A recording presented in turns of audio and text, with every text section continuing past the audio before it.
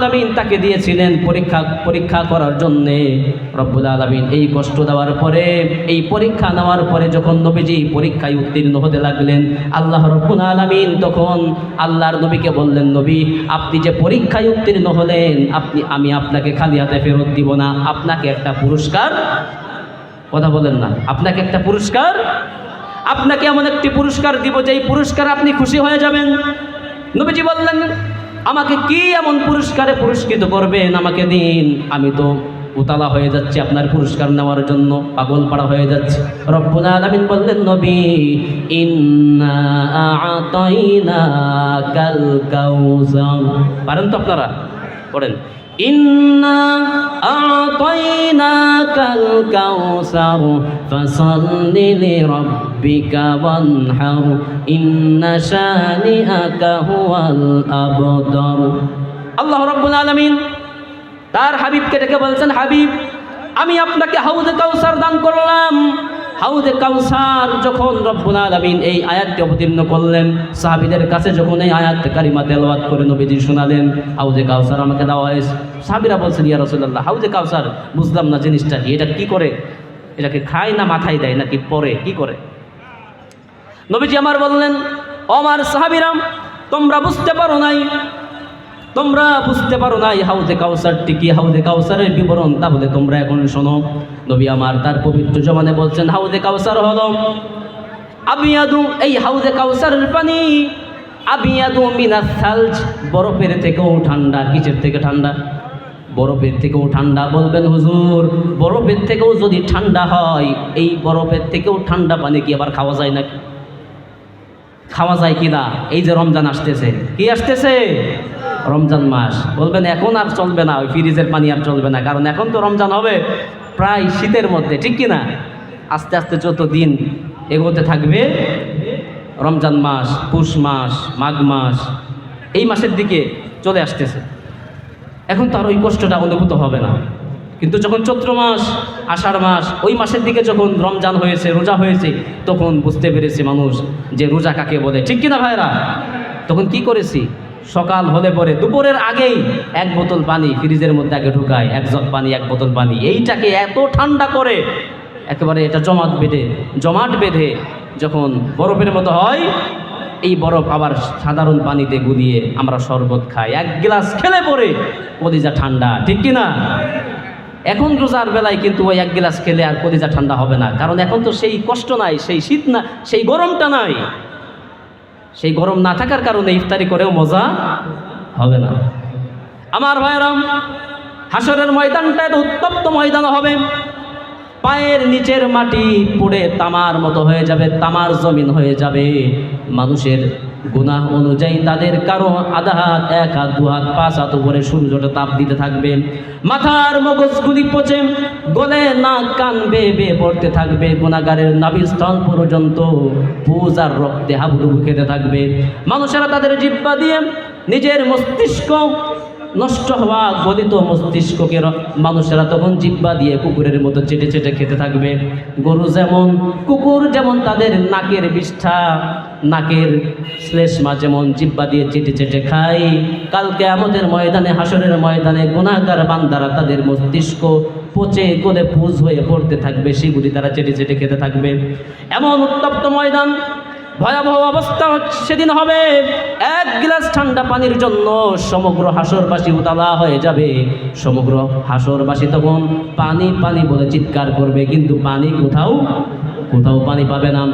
একটি মাত্র কুয়া থাকবে, একটি মাত্র পানির ফোয়ারা থাকবে, একটি মাত্র পানির নহর থাকবে, যার নাম হাউজে কাউসার। নাম কি? হাউজে কাউসারের পানি আপনারা খেতে চান তো? কারা কারা হাউজে কাউসারের পানি খেতে চান? হাত উঁচু করে আল্লাহরে দেখান, কোন নারে তাকবীর, লিল্লাহে তাকবীর। আল কোরআনের আলো, আল হাদিসের আলো। আরে ভাই ঘরে ঘরে চলতে হবে না, সংসদেও না, আপনার নিজের মধ্যে জ্বলান। কোন জায়গা জ্বলাইতে হবে? স্লোগান তো আমরা দিই, আল কোরআনের আলো ঘরে ঘরে জ্বলো। না, ঘরে জ্বললে কি কাজ হবে? আল কোরআনের আলো অন্তরে জ্বলো। কোথায় জ্বালতে হবে? নিজের অন্তরের ভিতর। যদি আল কোরআনের আলো আপনি জ্বালাইতে পারেন, নিজের অন্তরের মধ্যে যদি আল হাদিসের আলো আপনি জ্বালাইতে পারেন, নিজে নূরান্বিত হবেন, এরপরে আপনার ঘরও নূরান্বিত হবে, ঠিক কি না? এলাকা নূরান্বিত হবে, দেশ নূরান্বিত হবে। আপনারা যেই সংসদের কথা বলছেন, নূর নিয়ে যদি আপনি সংসদে যান, আপনার হাতে একটা লাইট আছে, একটা হেসাক আছে, একটা বাতি আছে, এই বাতি নিয়ে যদি অন্ধকার সংসদের মধ্যে আপনি ঢোকেন, আপনি বলেন তো সেই সংসদ কি আলোকিত হবে না অন্ধকার থাকবে? অবশ্যই আলোকিত হবে। আপনি শুধু সংসদের মধ্যে গিয়ে লাইটটা দিয়ে চলে আসলেন, এটাই সংসদের কোনো লাভ হবে না, জনগণের কোনো লাভ হবে না।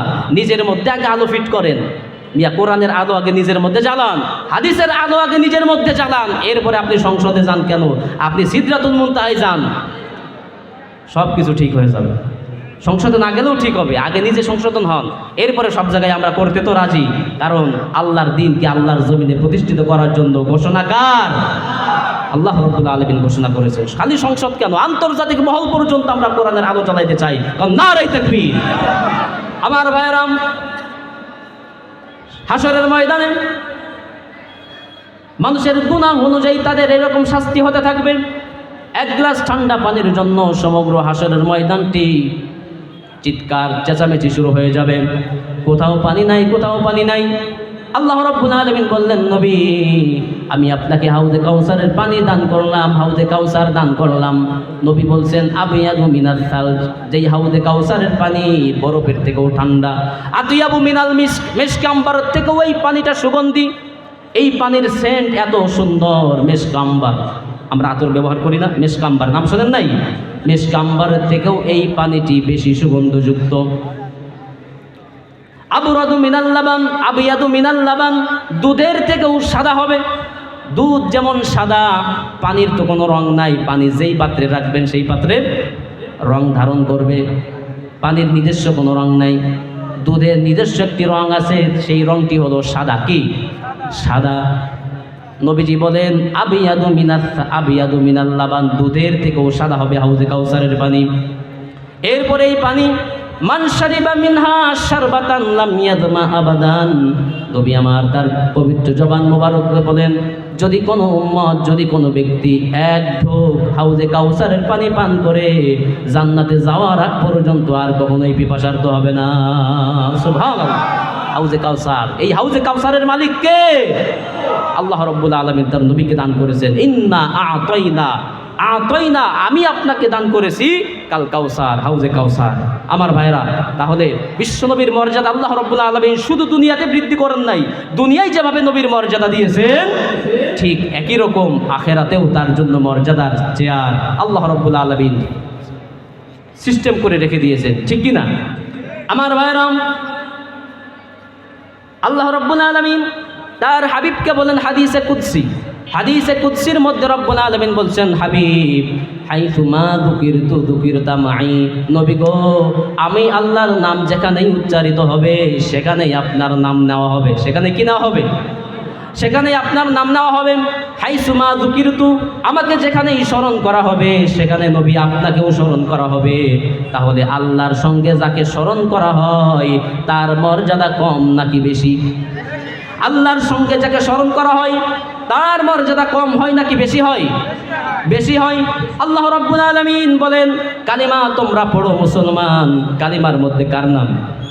এ ভাই কথা কন না, কালিমার মধ্যে কার নাম? একজন বিধর্মী হিন্দু, বৌদ্ধ, খ্রিস্টান, ইহুদি, নাসারা, খ্রিস্টান যদি তারা ইসলাম ধর্ম গ্রহণ করতে চায়, যে কালিমা পড়তে হয়, এই কালিমার মধ্যে আল্লাহর নামের সঙ্গে নবীর নাম আছে না নাই? আল্লাহ রাব্বুল আলামিন কি সিস্টেম করে দিয়েছেন? হে রাসূল, হাইসুমা যুকিরতু যুকিরতা মাই, আমি আল্লাহর নাম যেখানেই না হবে আপনার নামটিও আমি সেখানে নেওয়ার সিস্টেম করে দিব। কিভাবে? লক্ষ্য করেন, একজন বিধর্মী যখন ইসলাম ধর্ম গ্রহণ করতে চায়, ঈমান আনতে চায়, তাকে কালিমায়ে শাহাদা পাঠ করতে হয়। কি পাঠ করতে হয়? কালিমায়ে শাহাদা। পারেন তো আপনারা? বলুন, আশহাদু আল্লাহ ইলাহা ইল্লাল্লাহু ওয়া আশহাদু আন্না মুহাম্মাদান আবদুহু ওয়া রাসূলুহু। আল্লাহ রাব্বুল আলামিন কি সিস্টেম করে দিলেন লক্ষ্য করুন। ভালো করে মাথা কাটান, কোন নবীর সমালোচনা আমরা করি? নবীকে নিয়ে কটূক্তি করা হয়, নবীর স্ট্যাচু তৈরি করা হয়, ছবি অঙ্কন করা হয়, কার্টুন তৈরি করা হয়, নবীকে অবমাননা করা হয়, নবীকে গালি দেওয়া হয়, নবীর ইজ্জতের উপরে আঙ্গুল তোলা হয়, নবীকে অপমান করা হয়, অপদস্থ করা হয়। কিন্তু আমরা মুসলমান, আমরা 95% মুসলমান এই বাংলাদেশের নাকে তেল দিয়ে ঘুমাই, বুঝি না যে নবীর নামে কি হচ্ছে, নবীকে কিভাবে অসম্মান করা হচ্ছে, বেইজ্জতি করা হচ্ছে, আমাদের কোনো খবর নাই। আমরা আসি আমাদের ব্যবসা, আমাদের চাকরি, আমাদের পরিবার নিয়ে আসি, আমাদের দল নিয়ে আসি, আমাদের রাজনীতি নিয়ে আসি, কিন্তু নবীর সম্মানে যে আঘাত আনা হচ্ছে সেদিকে আমাদের মুসলমানদের কোনো খবরই নাই, ঠিক কিনা আমার ভাইরা? নবীর ব্যাপারে যদি কেউ কটূক্তি করে, নবীর ব্যাপারে যদি কেউ কটূক্তি করে, আল্লাহ রাব্বুল আলামিন, আল্লাহর নবী বলেছেন যে তার এই দুনিয়ায় বেঁচে থাকার অধিকার সে হারিয়ে ফেলে। কথা বুঝতে পেরেছেন? নবীর ব্যাপারে, নবীর ইজ্জতের ব্যাপারে যদি কেউ আঙ্গুল তোলে, তাহলে এই দুনিয়ার আলো বাতাস তার জন্য হারাম হয়ে যায়। কথা বুঝতে পেরেছেন? এই জন্য এই সকল মানুষদের দুনিয়ায় বেঁচে থাকার কোনো অধিকার নাই যারা বিশ্বনবী মুহাম্মদ রাসূলুল্লাহ সাল্লাল্লাহু আলাইহি সাল্লামকে নিয়ে কটূক্তি করে, কটু কথা বলে, যারা তাকে অসম্মান করে, বেইজ্জতি করে, দুনিয়ায় বেঁচে থাকার তাদের কোনো অধিকার নাই। আমার ভাইরাম, আল্লাহ রাব্বুল আলামিন তার হাবিব সাল্লাল্লাহু আলাইহি সাল্লামকে কেমন সম্মান দিলে, কালেমায়ে শাহাদাতের মধ্যে আল্লাহর নাম, আশহাদু আল্লা ইলাহা ইল্লাল্লাহ, প্রথমেই সাক্ষ্য দেওয়া হচ্ছে, আমি সাক্ষ্য দিচ্ছি আল্লাহ ছাড়া কোনো ইলাহ নাই, মাবুদ নাই। এরপরেই বলা হচ্ছে ওয়া আশহাদু আন্না মুহাম্মাদার রাসূলুল্লাহ, মুহাম্মদ সাল্লাল্লাহু আলাইহি সাল্লাম কার রাসূল? আল্লাহ তাআলার রাসূল। এই কালিমার মধ্যে সাক্ষ্য দেওয়া হলো দৈনিক প্রতিদিন 5 বার আজান হয়, 5 ওয়াক্ত নামাজের জন্য আজান হয়। আজানের মধ্যে নবীর নাম আছে না নাই? ও মুসলমান, শুধু আজানের মধ্যে নবীর নাম আছে এতটুকুন ভাবলেই হবে না। কেমন সিস্টেম রব্বুল আলামিন করলেন। আজকে বাংলাদেশে যখন সকাল, মধ্যপ্রাচ্যের বিভিন্ন দেশে তখন রাত, আজকে আমাদের এখানে বিকাল, আর এক জায়গায় সকাল, আর এক দেশে দুপুর। আমাদের থেকে ইন্ডিয়া আধা ঘন্টা ডিফারেন্স আছে না নাই? ঢাকা থেকে আমরা 5 মিনিট আগে পিছিয়ে ইফতারি হয় কি হয় না? আমার ভাইয়েরাম, সমগ্র পৃথিবীকে রব্বুল আলামিন, সূর্য আর পৃথিবীকে এমনভাবে সাজিয়েছেন, তাদের নিজস্ব অক্ষে এমনভাবে ঘুরপাক খাচ্ছে। আল্লাহ রব্বুল আলামিন প্রত্যেকটি মুহূর্তে, প্রত্যেকটি সময় পৃথিবীর কোথাও না কোথাও আল্লাহর নামে আজান হয় নাকি হয় না? এখন এখানে হচ্ছে আজান, 5 মিনিট পরে ঢাকায়, তার 5 মিনিট পরে কুমিল্লায়, 5 মিনিট পরে নরসিংদীর, 5 মিনিট পরে ইন্ডিয়ায়, এভাবে করে করে মরক্কো পর্যন্ত, পৃথিবীর পূর্ব থেকে নিয়ে পশ্চিম পর্যন্ত এমন কোনো মুহূর্ত নাই, এমন কোনো মিনিট নাই যেই মিনিটে পৃথিবীর কোথাও না কোথাও আল্লাহর নামের ধ্বনি, আল্লাহর নামের আজান না হয়, ঠিক কিনা? এবার বলেন তো, আল্লাহর নামের আজানের মধ্যে প্রথম বাক্য কি? প্রথম 4 বার মুয়াজ্জিন সাহেব ঘোষণা করেন মসজিদের মিনার থেকে, আল্লাহু আকবার, আল্লাহু আকবার। আল্লাহ রব্বুল আলামিনের বড়ত্বের ঘোষণা হয়ে গেল। এরপরে রব্বুল আলামিনের তাওহীদের ঘোষণা হলো, আশহাদু আল্লা ইলাহা ইল্লাল্লাহ 2 বার হয়ে গেল। তাওহীদের ঘোষণা যখন হয়ে গেল, মুয়াজ্জিন সাহেব আবার কানের মধ্যে আঙ্গুল ঢুকিয়ে দিয়ে চিৎকার করে নিজের কণ্ঠকে উজাড় করে দিয়ে, উসার করে দিয়ে মুয়াজ্জিন সাহেব তখন মসজিদের মিনার থেকে ঘোষণা করে, আশহাদু আন্না মুহাম্মাদার রাসূলুল্লাহ। সুবহানাল্লাহ। কার নামের ঘোষণা হলো? নবীর নামের ঘোষণা হয়ে গেল। তাহলে প্রথমে আল্লাহর নামের ঘোষণা হয়ে গেল। আল্লাহ রাব্বুল আলামিনের তাওহীদের ঘোষণা হওয়ার পর কার নামের ঘোষণা আসলো? আদম নবীর। আদম নবীর কেন তার নামের হলো না? তিনি তো প্রথম মানব, তিনি তো আদি মানব, আদি পিতা। ইব্রাহিম নবীর ঘোষণা হলো না, কেন হলো না? তার তো অনেক মর্যাদা, আল্লাহ কত সম্মান দিয়েছেন, জাতির পিতা হিসেবে যাকে ঘোষণা করেছেন। নূহ নবীর ঘোষণা হলো না, মুসা কালিমুল্লাহর ঘোষণা হলো না, ঈসা রূহুল্লাহর ঘোষণা হলো না। কারণ ঈসার এত মর্যাদা, যার বাপ নাই, বাপ ছাড়াই রব্বুল আলামিন তাকে কুদরতিভাবে তাকে সৃষ্টি করেছেন।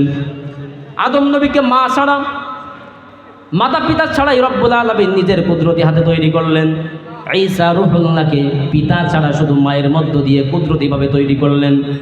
এভাবে করে রব্বুল আলামিন তাদেরকে কত সম্মান দিলেন, কত ইজ্জত দিলেন। তারপরেও তাদের নাম নিজের নামের সঙ্গে তিনি যুক্ত করেন নাই। যেটা করেছেন আমার আপনার নবী বিশ্ব নবী মুহাম্মদ রাসূলুল্লাহ সাল্লাল্লাহু আলাইহি সাল্লামের নামকে। শুধু তাই নয়, আমার মুসলমান ভাইয়েরা যখন নামাজে দাঁড়াবেন, নামাজে যখন দাঁড়াই ইকামত হয়, মুয়াজ্জিন সাহেব বলেন আল্লাহু আকবার আল্লাহু আকবার আশহাদু আল্লা ইলাহা ইল্লাল্লাহ আশহাদু আন্না মুহাম্মাদুর রাসূলুল্লাহ। ইকামত হয় না?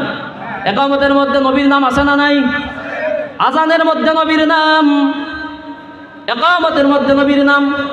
নামাজের মধ্যে আপনি যখন দুরূদ শরীফ পাঠ করবেন, দুরূদের মধ্যে নবীর নাম আছে না নাই? চিৎকার করে বলুন আছে না নাই? এই দুরূদের নাম কি? আরেকটা দেখেন কি সমীকরণ আল্লাহ রাব্বুল আলামিন কিভাবে করলেন, আপনি হিসাব করতে পারবেন না। দুরূদের নাম কি? যেই দুরূদ আমরা নামাজে পড়ি, এই দুরূদের নাম কি? আমরা বলি দুরূদ ইব্রাহিম রে মুসলমান। যদি তাই হয় দুরূদ ইব্রাহিম, তাহলে এই দুরূদের মধ্যে সর্বপ্রথম নবী ইব্রাহিমের নাম আসার কথা ছিল, ঠিক কিনা? যদি দুরূদের নাম দুরূদ ইব্রাহিম হয়, এই দুরূদের শুরুতেই ইব্রাহিম নবীর নাম আসার কথা ছিল, ঠিক কিনা? কিন্তু আমি আপনি দুরূদ ইব্রাহিম বলে যেই দুরূদটি পাঠ করি, দুরূদের শুরুতেই ইব্রাহিম নবীর নাম আসেনি। আল্লাহ রাব্বুল আলামিন কি সিস্টেম করে দিলেন? দুরূদে আমরা পড়ি ইব্রাহিম, কিন্তু যখন দুরূদ শরীফ শুরু করি তখন আমরা পড়ি আল্লাহুম্মা সাল্লি আলা মুহাম্মদ। আল্লাহু আকবার। দুরূদের নাম কি? দুরূদের নাম দুরূদ ইব্রাহিম, কিন্তু আমরা পড়ি আল্লাহুম্মা সাল্লি আলা মুহাম্মদ ওয়া আলা আলি মুহাম্মদ। শুধু মুহাম্মদ নয়, শুধু মুহাম্মদ নবীর উপরে রহম করলে বরকত দিলে কাজ হবে না, ওয়া আলা আলি মুহাম্মদ, তার পরিবারের উপরেও, নবীর পরিবারের উপরে রহম করুন, করুণা করুন, সাকিনা বর্ষণ করুন। কামা সাল্লাইতা আলা ইব্রাহিম, দ্বিতীয় চ্যাপ্টারে গিয়ে বলা হচ্ছে যেভাবে ইব্রাহিম নবীর উপরে আপনি রহমত করুণা বর্ষণ সাকিনা বর্ষণ করেছেন। তাহলে প্রথমেই দুরূদের মধ্যে আসলো নবীর নাম, এরপরে আসতেছে ইব্রাহিম নবীর নাম। কিন্তু আসলে দুরূদের নাম কি? দুরূদের নামই তো দুরূদ ইব্রাহিম। আমার ভাইরাম, আজানের মধ্যে নবীর নাম, ইকামতের মধ্যে নবীর নাম, দুরূদের মধ্যেও নবীর নাম। এভাবে করে রব্বুল আলামিন প্রতিটি মুহূর্তে মুসলমানেরা যে সকল ইবাদত বন্দেগী করে, প্রত্যেকটি ইবাদতের মধ্যে আল্লাহ রব্বুল আলামিন নিজের পাশাপাশি তার হাবিব মুহাম্মদ সাল্লাল্লাহু আলাইহি সাল্লামের চেয়ার রেখে দিয়েছেন। সুবহানাল্লাহ। আমার ভাইরাম, ভালো করে লক্ষ্য করুন আল্লাহ রব্বুল আলামিন তার হাবিবকে কেমন মর্যাদা দান করলেন। রব্বুল আলামিন কোরআনুল কারীমের মধ্যে কোন নবীর এত সুন্দর বর্ণনা দেন নাই যেই বর্ণনা রব্বুল আলামিন তার হাবিব সাল্লাল্লাহু আলাইহি সাল্লামের ব্যাপারে দিয়েছেন। সূরা নজম। কোন সূরা? সূরাতুন নজম। সূরাতুন নজমি মাক্কিয়া। সূরা নজমের মধ্যে রব্বুল আলামিন তার হাবিব সাল্লাল্লাহু আলাইহি সাল্লামের মেধা এবং তার মেধা শক্তির বিবরণ দিচ্ছেন, বর্ণনা দিচ্ছেন। আল্লাহ রাব্বুল আলামিন অন্য নবীদের মেধা নিয়ে কথা বলেন নাই। কোন নবী, সব নবী ভালো ছিলেন, মেধাবী ছিলেন, কিন্তু এটাকে আবার জাহির করে বলার অন্য নবীদের ব্যাপারে আল্লাহ রাব্বুল আলামিন কোরআনে বলেন নাই। কিন্তু আমার আপনার নবীর মেধার ব্যাপারে, তার স্মৃতিশক্তি নিয়ে, তার মেধা নিয়ে, তার বুদ্ধিমত্তা নিয়ে রব্বুল আলামিন কোরআনে কারীমের মধ্যে সূরার মধ্যে আয়াত নাজিল করে দিলেন। সুবহানাল্লাহ। আল্লাহ রাব্বুল আলামিন বলছেন والنجم إذا هوى ما ضل صاحبكم وما غوى। আল্লাহ রাব্বুল আলামিন বলছেন মা দাল্লা সাহিবুকুম ওয়া মা গাওয়া। ও দুনিয়াবাসী, বিশেষত সাহাবীদেরকে লক্ষ্য করে রব্বুল আলামিন বললেন, ও আমার নবীর সাহাবীরা শোনো, মা দাল্লা সাহিবুকুম ওয়া মা গাওয়া, তোমাদের সঙ্গী, তোমাদের সাথী অর্থাৎ মুহাম্মদ সাল্লাল্লাহু আলাইহি সাল্লাম, তিনি তার বুদ্ধিকে হারিয়ে ফেলেন নাই। মা দল্লা, দল্লা মানে দল্লা ইয়াদুল্লু মানে পথভ্রষ্ট হয়ে যাওয়া, পথভ্রষ্ট হয়ে যাওয়া। তিনি পথভ্রষ্ট হন নাই, তার মেধা এখনো ঠিকই আছে, তার মেধা এখনো ঠিকই আছে, তিনি পথভ্রষ্ট হন নাই।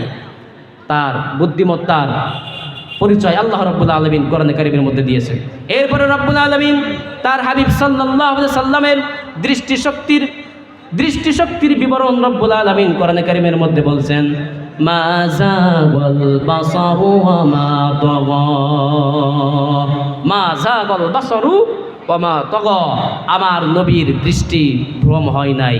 নবীজি যেটা দেখেছিলেন, অর্থাৎ এই আয়াতটি অবতীর্ণ হয়েছে সেই মেরাজের রজনীর ব্যাপারে, মেরাজ সংক্রান্ত আয়াত, যে আমার নবী যেটা দেখেছিলেন মেরাজে গিয়ে সিদরাতুল মুনতাহাতে যেটা দেখেছিলেন সেটা তিনি ভুলভাল কিছু দেখেন নাই। তিনি যেটা দেখেছেন বাস্তবেই তিনি সেটা দেখেছেন। মা যাগাল বাসারু ওয়া মা তাগা। আল্লাহ রাব্বুল আলামিন তার নবীর বাকপটুতাম কথার ব্যাপারে রব্বুল আলামিন সার্টিফাই করলেন। দেখুন, ওয়া মা ইয়ানতিকু আনিল হাওয়া ইন হুয়া ইল্লা ওয়াহয়ুন ইউহা। আল্লাহ রব্বুল আলামিন বলেন, আমার নবী তো এমন নবী যিনি নিজের থেকে বানিয়ে একটি কথাও তিনি বলেন না। তিনি তার জবান থেকে যেই কথাটি বলেন সেটা হচ্ছে ওহী। সুবহানাল্লাহ। আমার ভাইরা, এভাবে করে রব্বুল আলামিন তার হাবিব সাল্লাল্লাহু আলাইহি সাল্লামের মানকে, শানকে বৃদ্ধি করে দিলেন। এখন আমি আপনি যতই নবীর ব্যাপারে কটূক্তি করি না কেন, আজকে অনেক মুসলমান নামধারী অনেক রাইটার, অনেক কবি, সাহিত্যিক, তারা বিভিন্ন ধরনের নবীকে নিয়ে আজে বাজে কথা লেখে, আজে বাজে মন্তব্য করে। কথা বুঝতে পেরেছেন? তো এরা যতই নবীর ব্যাপারে কটূক্তি করুক, নবীর ইজ্জতের ব্যাপারে যতই আঙ্গুল তুলুক, নবীর সম্মান কি কমবে? নবীর সম্মানকে আল্লাহ রাব্বুল আলামিন বলছেন, হে রাসূল, আপনার শান, আপনার মানকে আমি আকাশ বাতাস ছাপিয়ে, সাত আকাশ কাঁপিয়ে আমি আল্লাহ রাব্বুল আলামিন আপনার সম্মানকে আমি আরশে আযীম পর্যন্ত বুলন্দ করে দিলাম। কন্যা নারায়ে তাকবীর। আমার ভাইরা, কোন নবী? আমার মনে নবী নবী, দুই চোখে মদিনার ছবি, আমার মনে নবী নবী,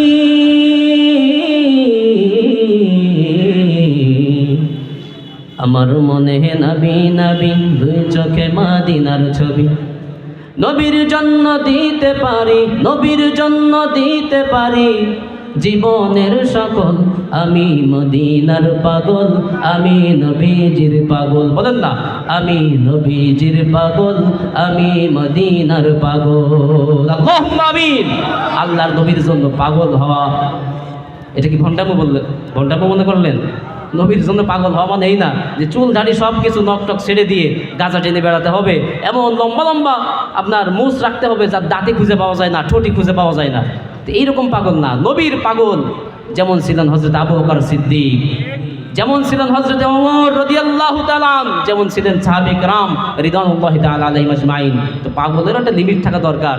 এমন না যে যদি আপনি লিমিট ক্রস হয়ে যান তো সেই পাগলামো আল্লাহ রাব্বুল আলামিন গ্রহণ করবেন না। আমার ভাইরা, তো সংক্ষিপ্ত আকারে বলতে চাই, আল্লাহর নবী সাল্লাল্লাহু আলাইহি সাল্লামের যে সম্মান, আসলে নবীর সম্মান আমাদের প্রত্যেক মুসলমানদের জানার দরকার আছে না নাই বলেন তো? কারণ আমাদের ঈমান কি? আল্লাহর উপরে ঈমান আনার পরে ঈমান আনতে হয় কার উপরে? সেই ঈমানের স্বাদ যদি আপনি আমি পেতে চাই, তাহলে নবীর মর্যাদা, নবীর সম্মান অবশ্যই আমাদেরকে জানা দরকার আছে। সর্বশেষ বলে যাই, আল্লাহ রাব্বুল আলামিন তার হাবিব সাল্লাল্লাহু আলাইহি সাল্লামকে বলছেন, হাবিব, আমি আপনাকে সর্বশেষ নবী এবং রাসূল হিসাবে আপনাকে আমি ঘোষণা দিলাম, আপনার পরে আর কোনো নবী আমি পাঠাবো না। কারণ একটা কথা, আপনার একটা সন্তান, কয়টি সন্তান? একটি ছেলে হয়েছে আপনার। কয়টি ছেলে? একটি সন্তান হয়েছে। এই সন্তান আপনি আপনার জীবনের থেকেও বেশি আদর করেন, তাকে মায়া করেন, মহব্বত করেন, ভালোবাসেন। কিন্তু দ্বিতীয়বার যখন আবার সন্তান হয়, এবার বলেন তো দেখি, ওই প্রথম সন্তানের প্রতি যেই মায়া মমতা ছিল, দ্বিতীয় সন্তান আসার পরে ওই প্রথম সন্তানের প্রতি একই রকম মায়া থাকে? একই রকম কিন্তু থাকে না। হ্যাঁ, অবশ্যই সে প্রথম সন্তান হিসাবে মায়া থাকবে, কিন্তু ওই একই রকম আর থাকে না। আল্লাহ রাব্বুল আলামিন বললেন, নবী, আমি আপনাকে শেষ নবী হিসাবে সৃষ্টি করেছি, পাঠিয়েছি। আপনার পরে যদি আরেকজন নবী পাঠাতাম, তাহলে তার প্রতিও আমার আবেগ, আমার ভালোবাসা, আমার অনুগ্রহ একটু ভাগ হয়ে যেত, বন্টন হয়ে যেত। কিন্তু আমি সেটা চাই নাই। আপনাকে সর্বশেষ নবী করে দুনিয়ার শেষ পর্যন্ত, কিয়ামতের পূর্ব পর্যন্ত নবী, আপনার নবুয়তের মর্যাদাকে আমি অক্ষুণ্ণ করে, আকাশচুম্বী করে সারা পৃথিবীতে আপনার সম্মান আর মর্যাদাকে ছড়িয়ে দিলাম। রব্বুল আলামিন কোরআনে কারীমের মধ্যে ঘোষণা করছেন, মা কানা মুহাম্মাদুন আবা أحد من رجالكم ولكن رسول الله وخاتم النبيين وكان الله بكل شيء عليما ما كان محمد أبا أحد من رجالكم ولكن رسول الله وخاتم النبيين আমি মুহাম্মদ সাল্লাল্লাহু আলাইহি সাল্লামকে খাতামুন নবিয়্যিন শেষ নবী হিসেবে পাঠালাম। ও নবী, আপনার পরে আর কোনো নবী আসবেন না, আপনার পরে কোনো রাসূল আসবে না। এরপরেও নবীজি বলছেন, আমি তিরোধানের পর, আমি বিদায়ের পর 30 জন মিথ্যাবাদী কাজ্জাব দাজ্জাল তার নবুয়ত দাবি করবে কিয়ামতের আগ পর্যন্ত। যত মানুষই নবুয়ত দাবি করুন, যত বড় ওলি হোক আর গাউস কুতুব হোক, যত বড় পীর বুজুর্গ হোক, যদি নিজেকে ওলি হিসাবে পরিচয় দেয়, নিজেকে নবী হিসাবে যদি প্রতিষ্ঠিত করতে চায়, আমরা তাকে নবী হিসাবে মানব তো? এখন যদি খাজা মঈনুদ্দিন চিশতি রহমতুল্লাহ আলাইহি তিনি যদি কবর থেকে উঠে এসে বলেন যে শোনো, আমি এত বড় জবরদস্ত বলি, আল্লাহর কুতুব, আমাকে আল্লাহ নবুয়ত দান করেছেন মরার পরে জান্নাতে ডেকে নিয়ে, আমরা বিশ্বাস করব তো? আমার ভাইরা, যত বড় ওলি হোক, জিন্দা ওলি হোক আর মরা ওলি হোক, সে যদি নবুয়ত দাবি করে, যত বড় মৌলানা আর মুফতি সাহেব হোক, আমরা তাকে নবী হিসাবে মানতে রাজি তো ভাই? যদি তাকে নবী হিসাবে মানি, তাহলে আমও যাবে, সালাও যাবে, দুনিয়াও শেষ, আখেরাতও শেষ। বিশ্ব নবী হলেন শেষ নবী, তারপরে কোনো নবী নাই। এই কথার উপরে ঈমান রাখতে চাই। কোন আমিন। ওয়া আখিরু দাওয়ানা আনিল হামদুলিল্লাহি রাব্বিল আলামিন। আসসালামু আলাইকুম ওয়া রাহমাতুল্লাহি ওয়া বারাকাতুহু। আলহামদুলিল্লাহ, ধন্যবাদ তরুণ বক্তা হাফেজ মাওলানা